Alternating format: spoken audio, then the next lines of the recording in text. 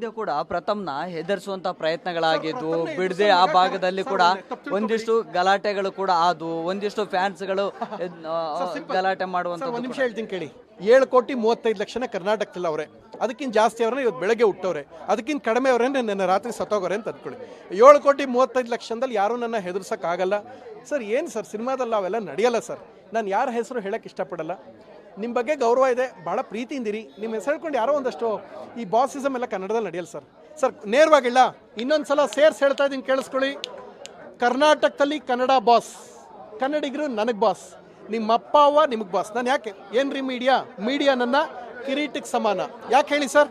ನಾನು ಎಲ್ಲೋ ಹೋದಾಗ ನೀವು ಮೈಕ್ ಹಿಡಿತೀರಾ? ಪರ್ಟಿಕ್ಯುಲರ್ ಆಗಿ ಒಬ್ಬ ಆಕ್ಟರ್ ಅಥವಾ ಒಬ್ಬ ಹೀರೋ ಹೆಸರು ಹೇಳ್ಕೊಂಡು ಪ್ರಥಮ್ನ ಹೆದರ್ಸೋದಕ್ಕೆ ಬರ್ತಾರಲ್ಲ, ನಡೆಯಲ್ಲ, ಅವೆಲ್ಲ ನಡೆಯಲ್ಲ.